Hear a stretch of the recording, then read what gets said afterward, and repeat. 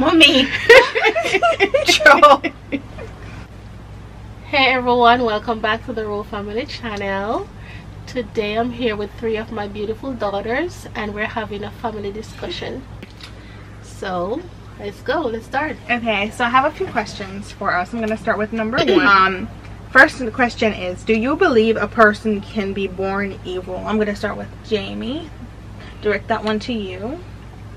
I feel like no. A person cannot be born evil. You say yes earlier. Yo, when I was picking the questions offline and I asked that question, she said yes right off the top. Well, obviously I didn't think about it, but I know why correct. I'm thinking about it now. And I said yes, they would. People are born evil. Let me finish. You changed your answer again. I said yes earlier because I said that people are born evil. Like when you think, don't really think about it, because like you have people that are born from people that do evil things, and like initially you're like, yeah, if you have a child they're gonna be evil or whatever. Like that's also you don't think about it, but that's what it is. But I think that when you live and grow up in the presence of God, like you really think about how pure a child becomes into the world, and then they do evil things because of either people they're around or mental things. Okay, you have something in your mouth? Yeah. It's all like you fast teacher drop out. Or your mental thing. But I'm a sweetie. That's why I can't do anything. Alright, mommy, your turn. Okay, so for me, I think every child is born innocent. Okay.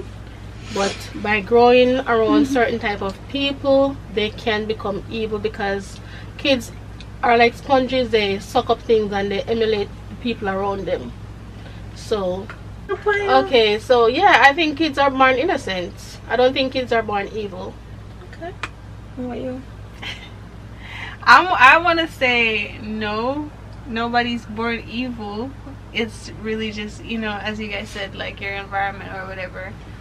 But there have been some cases where some little children do some messed up stuff. I don't know what's the reasoning behind that, but like at an age where like serial killers, for instance, like they start doing evil things at a very young age, torture animals and stuff like that, and it's not because their parents do stuff like that. So it makes you wonder, like, what is it like? Is it like a mental like imbalance? It's not like, you know. Yeah. Well, I think it's the mental imbalance is like also like trying to. I think when I try to like break down how they're thinking, I think it's like maybe like they're trying to figure out, like, you know, like they don't.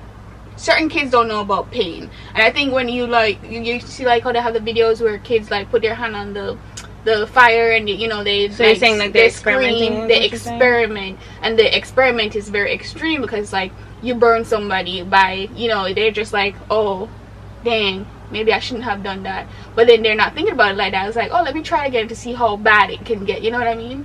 Yeah, but I'm talking about like full on like rip animals apart kind of torture. Well, I mean, I have to disagree with everybody else.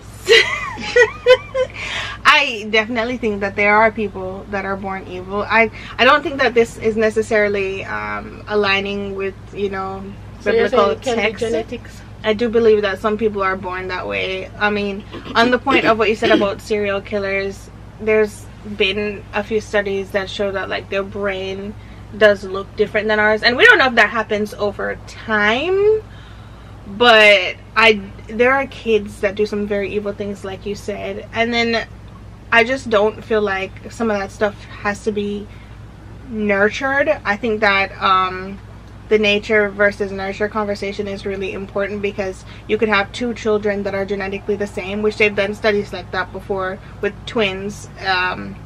I can't remember the name of it, but I'm gonna look it up. But where they separated them, obviously that's not correct.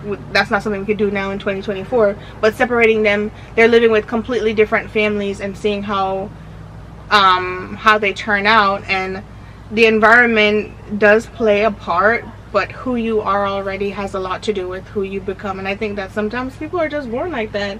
I don't know if they're just cursed based on sins of their fathers or Generational curse. Yeah, generational curses. I don't know, because I don't really necessarily think that lines up with the word of God to say, oh, you know, you know what I mean? People are born evil. I mean, we are born in sin, but I don't know if we could say that there are people that are genuinely born evil. But then how can we explain some of the evil things that people do? Pedophiles and, you know, people like that with very sick minds. That's not nurtured. There's nothing in their environment that, you know, pushes towards that. So how do we justify that? I don't know. Something to think about. The next question, and I guess I'll start and go back that way. Rank by importance: family, love, career. So this one is because obviously for me career is at the bottom, because I feel like when I'm on my deathbed, I'm not going to be thinking, man, I wish I had gotten that raise or that position. I'd be thinking, I wish I spent more time with the people that I care about. You can come if you need to. I would be thinking, man, I wish I spent more time with the people I care about. Now, love and family, I'm assuming it means romantic love. So the Bible says that when you get married, when you find a husband or when you find a wife, you leave your parents and the two of you become one, and then they become second. So biblically, your husband or your wife is supposed to come first once you make that commitment to them. So I would say romantic love, if it's marriage, of course. If it's marriage, and we're not going to talk about a boyfriend of 6 months that you're going to put above your family. I feel like a mother-in-law has to take a back seat in, I mean, literally and figuratively. Now, me personally, I don't really get the whole fuss for the front seat thing. I will sit in the back seat, but I also get car sick. So a lot of the times, especially in bigger vehicles, I feel more comfortable in the front seat. I know it sounds weird, but anybody that has motion sickness get what I'm saying. Like, you don't get as nauseated when you're in the front seat. I don't know why, but that's just a thing. So if I'm going on a long drive, yes, I want to sit in the front seat. But I don't really have that issue with my mother-in-law, because even when I was pregnant, she let me sit in the front seat because she knows that I have car sickness or whatever. But I did see a post, which is where I got this question, where a woman in her own car, her boyfriend, husband, I don't know which one, told her to sit in the back so his mom could sit in the front. I think that's her own car. But I think that's also where it goes with where your relationship stands on, because if your spouse is going to tell you to go in the back of your own car, no, if I want to volunteer to be like, oh hey, you can sit up here, that's different. But I still don't think it's a respect thing. I think me and my husband is going on the road, I'm riding with him. Hi. Where's the see camera on? Anyways, if me and my husband is going on the road, I'm riding with him and you are riding with us. And if I say, okay, hey, you can sit in the front, then you can sit in the front. But if I decide that I want to sit in the front seat, there should actually be no conversation about it. Like, it shouldn't be a thing. You should automatically be getting in the back seat. When you and your husband are on the road, you get in the front. You know what I mean? That's just, I don't really think it has anything to do with respect. I just feel like it's no, but that's what I'm saying. sense. I wasn't based in my answer off that part. I said, to me, I feel like I just try to give more of a respect to whoever is like, and I don't even say whoever. Like, for instance, if I'm going somewhere, I don't mind sitting in the back seat. You know what I mean? So it's just like, in my head, it's not that big of a deal. It's not a big of a deal. So I'll just go in the back and say, hey, you can sit in the front. But I've never had the issue where I've had to like approach someone. But like, if it came to it, though, and he said, then we have to rethink our relationship at that point, because I feel like if your spouse don't want you to have the higher respect when you're all together at that point, and it just means that he would never have a high respect for you and over his family. on other areas of your relationship. So it's just like, all right, for me, if it's a case where the car is full and you know that she's gonna be uncomfortable, you know, out of respect, you can say, as an elder, I'm gonna give her the front seat, but it should be your choice. If me and Jeffrey go out and it's just me, Jeffrey, and Jeffrey's mom, automatically I'm expected to sit in the front. But knowing the person that she's not gonna be the type of person to demand a front seat. But some mother-in-law is like that. Yeah. So in that situation, to me, the mother-in-law does not respect the daughter-in-law, and that's why your husband steps in and draws the line. You shouldn't even have to say anything, because him on your behalf should not. You shouldn't even have to. You know what I mean?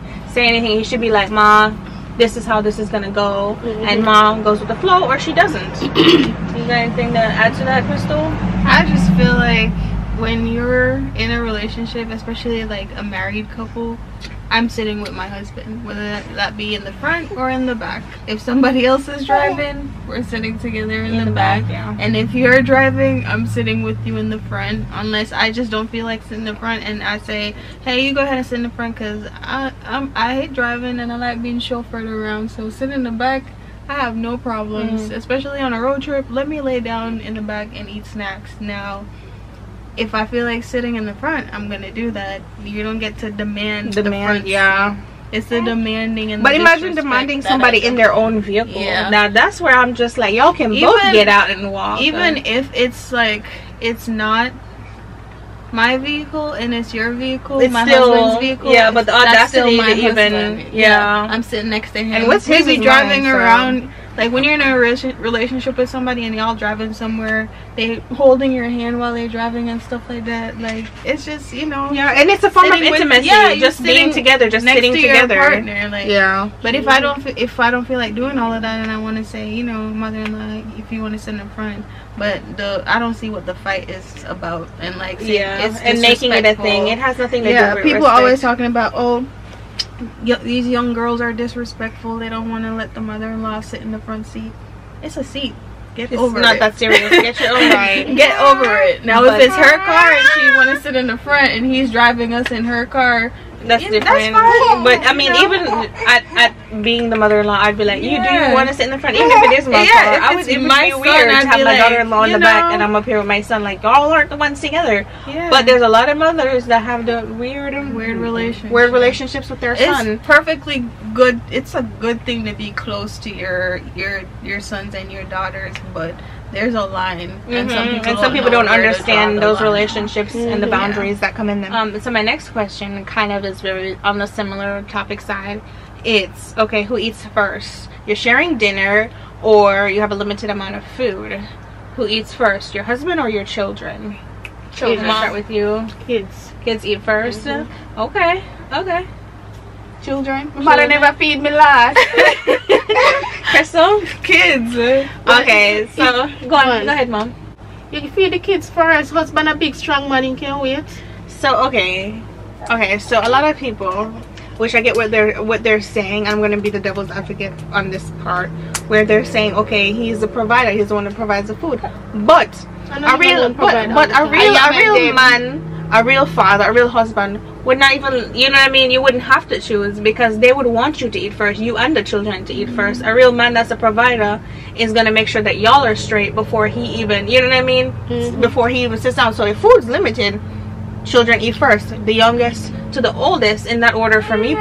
I would think that, and then, you know, my husband and then me. But, you know, so when in a case where food isn't limited, especially like with younger kids, when it's like teenagers, we don't all want to eat at the same time, so it don't even matter. Yeah, but like limited resources. But like a case, even when resources aren't limited, but you have smaller children. But yeah, as I was saying, even when it's not a case where the food is limited or anything like that, if I'm sharing food and it's me and my husband there and our kids, I'm feeding the little kids first so that they can eat, because more than likely you're gonna have younger kids, they're gonna want their food, and then me and my husband can eat together, and then that's that. It's not disrespectful to your husband if you feed your babies first. And if your husband thinks it's crazy for you to feed your babies first, you need to think about a couple of things. You need to really think about that, and they need to do some self-reflection. Okay, so let me see, this other one is on a different topic. Mom, stop scrolling on Facebook, I can see you. Oh. We love you guys. Look out for part 2. Bye, y'all. Bye. What is that? I don't know.